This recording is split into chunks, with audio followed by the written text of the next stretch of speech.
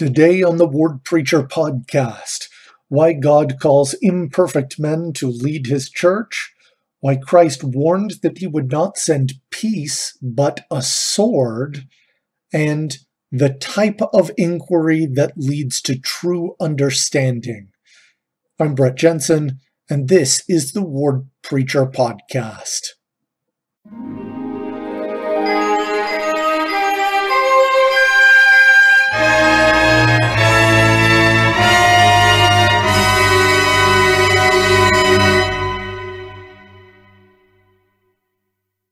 All right, today's reading in the Come Follow Me curriculum takes us to Matthew chapters 10 through 12, Mark 2, Luke 7 and 11.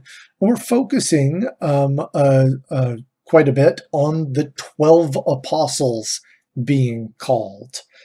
The 12 apostles included a group of people that may not have been expected, such as Matthew, who was a publican, or Judas Iscariot, whose role would eventually be a betrayer at the end of Jesus's ministry.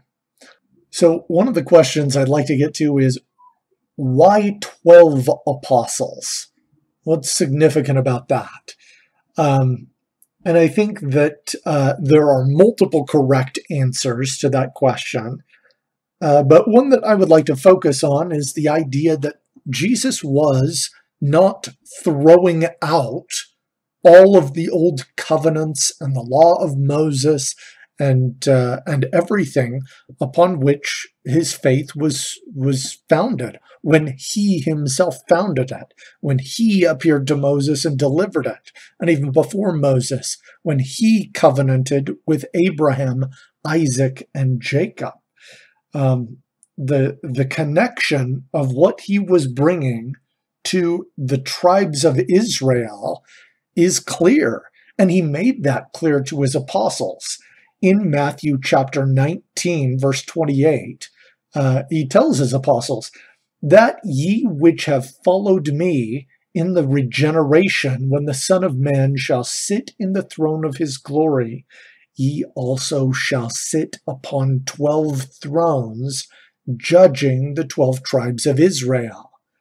And here we have it. 12 thrones obviously corresponds to his 12 apostles. There is a role that they have even after the law has been fulfilled when he comes again in connection with the tribes of Israel. This Old Testament connection is fundamental. They weren't throwing out what was old. They were building on it. This was a council of prophets, a traveling council that was meant to fulfill the promise that had been made to Abraham that through his seed, all nations of the earth would be blessed.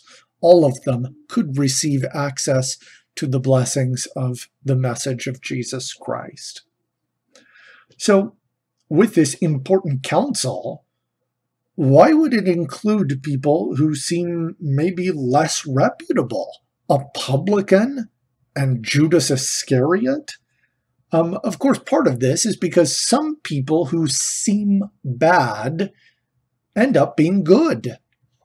Consider the people of Nineveh to whom Jonah preached, who seemed unredeemable, and yet, after Jonah preached, they repented, sat in sackcloth and ashes, and were spared.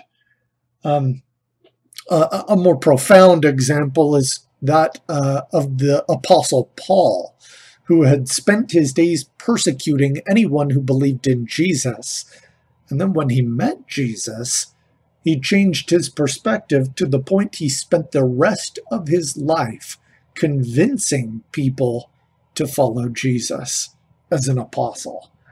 Of course, if the standard for being a man of God were perfection, there would never have been any prophets. When you think about people like Jonah, who decided, God wanted me to go to Nineveh, but I'll jump on this boat to Tarshish. Or Moses himself even, he had several times in the first 5 books where he was called out for inappropriate decisions, whether it was calling attention to himself or whether it was making sure that his children were fulfilling their part in the covenant, his circumcision, for example, or, even questionable decisions in his past, like he's a guy who killed some Egyptian. He wasn't a murderer, and maybe we'll, in a few years when we get back to the Old Testament, we'll cover that a little bit more. But still, in his past, he was somebody that had killed somebody. But that's not the standard by which prophets are called. Moses was called of God, and through Moses, God did incredible works. And of course, the people that came after, Joshua and the judges, led Israel along the same path that Moses had started them. It was absolutely fundamental to what Jesus was teaching as well. The apostles were following in those same footsteps that those early judges had. They were meant to lead his kingdom, to lead his church. Some people who do seem good end up being awful or doing awful things. If you consider King David, a man who was chosen because the Lord looketh on the heart, and then he ends up murdering Uriah the Hittite to be with Bathsheba. What a tragedy that was. Or Judas Iscariot, somebody who seems like he was, caring for the poor, but ultimately he was stealing, which we'll probably talk about a little bit more in detail when we cover some of the passages in the book of John that describe how Judas was the one who kept the bag. He was in charge of donations to the poor and managing the finances, and he really just cared about himself. And when he was called out on it, he took it out by betraying Jesus to his enemies. Just a terrible tragedy, which leads to the question, if Jesus knew that this was going to happen, why call Judas to begin with? Of course, Judas was never the one who was forced to make his choice, but Jesus anticipated it and could use his understanding to put himself in the position he needed to be, which was to give his life at the appropriate time. Other people's bad choices are certainly not going to stop Jesus or his kingdom or God in any way. And that is true even of today, when leaders of the church may make bad choices, where some of them may end up being bad people. Some bishop who decides to leave the church or something. That's always their choice, and they're not going to stop the kingdom of God through their bad choices. So what was the mission of the 12? What was the point? Jesus gives them specific counsel. He says, "Go not into the way of the Gentiles, and into any city of the Samaritans enter yet not, but go rather to the lost sheep of the house of Israel. And as ye go, preach, saying, The kingdom of heaven is at hand. Heal the sick, cleanse the lepers, raise the dead, cast out devils. Freely ye have received, freely give." So why avoid the Gentiles when the apostles, soon after Jesus' resurrection, would be going to the Gentiles anyway? Why this instruction? I think that it's important to remember that God's timing is not necessarily the same as everybody else's. There was a time when, for example, between Jacob and his twin brother Esau, only one of them would inherit of the covenant, when after that, all 12 of Jacob's sons would inherit in one form or another a portion of the covenant that was given to Abraham and Isaac. There was a time when the law said an eye for an eye and a tooth for a tooth, or love your neighbor and hate your enemy. But Jesus said, love your enemies, bless them that curse you, do good to them that hate you, and pray for them which despitefully use you and persecute you. Even on a smaller scale, there's a time when it's appropriate to work. By the sweat of our brow we should earn our bread, yet on the Sabbath day we ought to, where possible, avoid that. And in the Old Testament, it was even to the point where that was enforced in how manna fell from heaven. You had to collect extra on the day before the Sabbath because none would fall on the Sabbath. And if you tried to collect extra any other day, it would go bad. So this idea that sometimes an act is good and sometimes it's not appropriate is fundamental. Ecclesiastes teaches in chapter 3 that famous idea, to everything there is a season and a time for every purpose under the sun. Of course, the ultimate example of that is Jesus Christ himself, who respected the timing of his Father by submitting himself to humiliation and execution from his enemies, knowing that ultimately he will come and it will not be as a meek and lowly lamb. He will triumph over all of his enemies, and he will become the king of all the earth. Being able to do the right thing in the right time and in the right way is fundamental to living our faith. It's a difficult thing to accept the timing of God, but he has his reasons why some policies exist at certain times. It's probably not even worth speculating. It's more important to understand that God has prophets that lead his church, and we ought to receive them. Which brings us to the next bit, the blessings for receiving the messages of the apostles. This is what Jesus teaches. He that receiveth you receiveth me, and he that receiveth me receiveth him that sent me. He that receiveth a prophet in the name of a prophet shall receive a prophet's reward, and he that receiveth a righteous man in the name of a righteous man shall receive a righteous man's reward. Jesus sends messengers, and people are expected to receive them because they bear the message of Jesus Christ. That's not worship. Like, we don't worship Joseph Smith. We receive him as a prophet, an apostle of Jesus Christ. Many Christians, evangelicals, who claim that no person should stand in between them and God, it should be a personal relationship with Jesus only, they still find themselves receiving the teachings of Paul, an apostle of Jesus Christ as well. The coming of Christ did not end this pattern. We can see that in the New Testament. God sends prophets and messengers to bring his word, and those who receive it receive him. Now, sometimes that's not easy, which brings us to the next bit. Matthew chapter 10, verse 34. Jesus says, "Think not that I am come to send peace on earth. I come not to send peace, but a sword."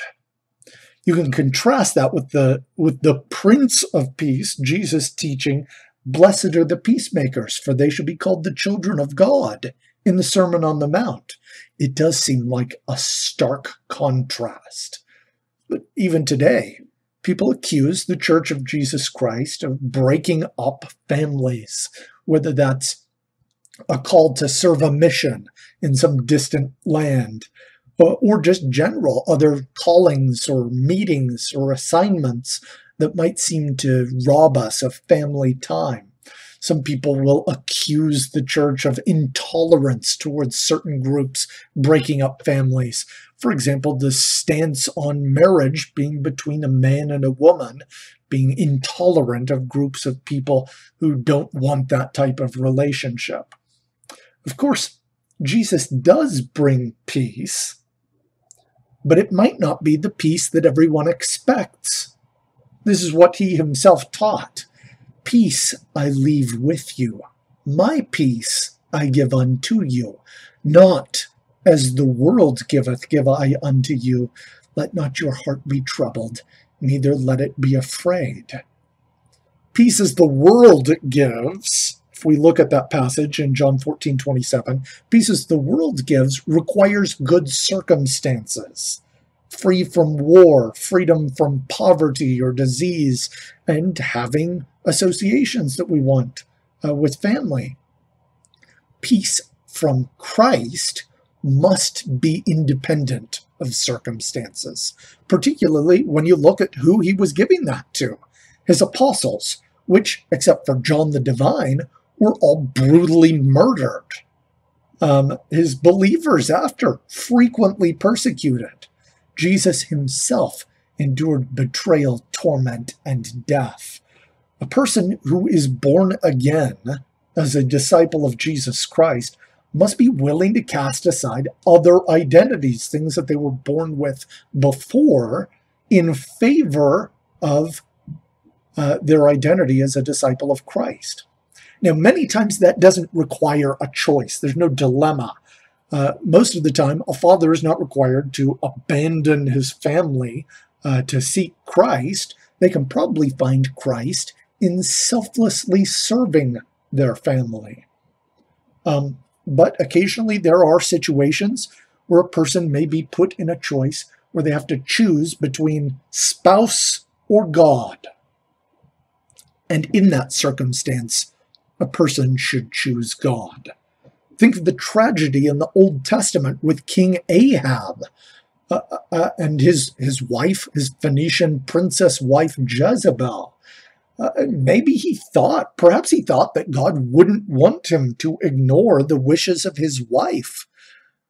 But God did want that. His wife was a terrible person, and he should have chosen to follow God.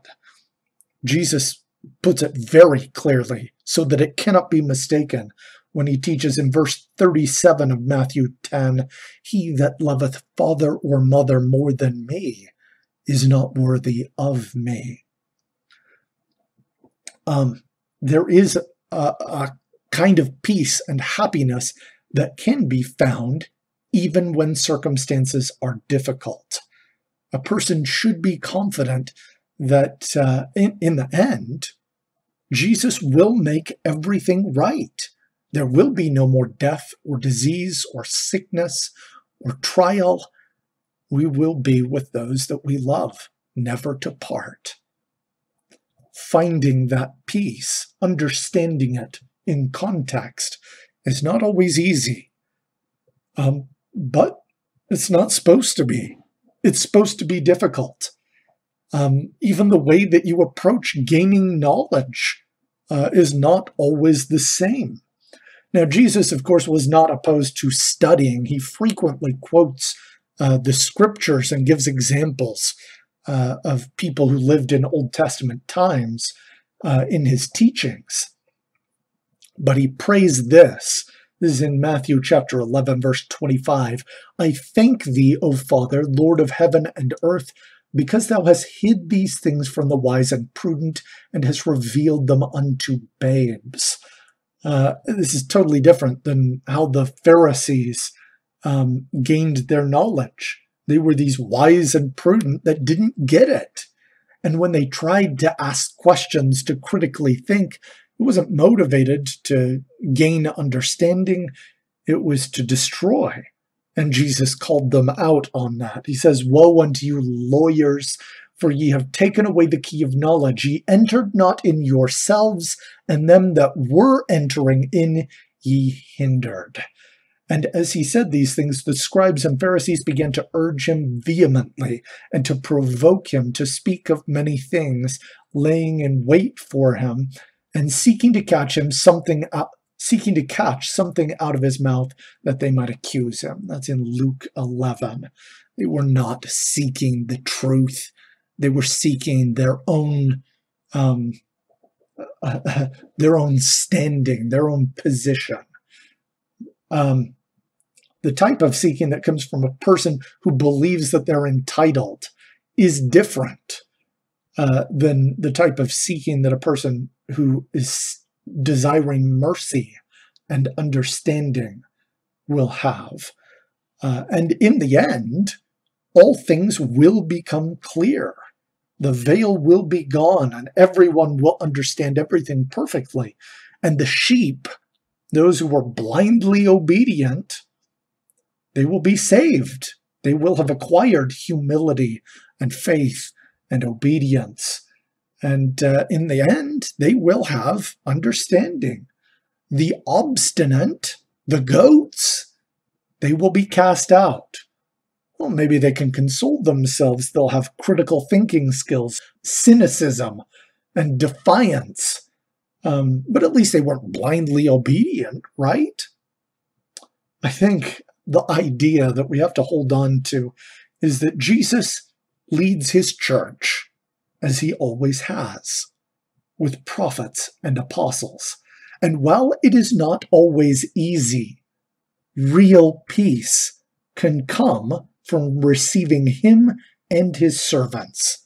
Humble seekers are welcome in his kingdom. Obstinate inquisitors, less so. Let's, as we study, try and be humble seekers. Try and seek God, his Christ, his prophets and apostles. Thank you, everyone, for supporting the Word Preacher podcast. Next week, we will be looking at Matthew chapter 13, Luke 8 and 13, which will give us parables in general and specifically the parable of the sower. Please continue studying on your own, and until next time, fight on.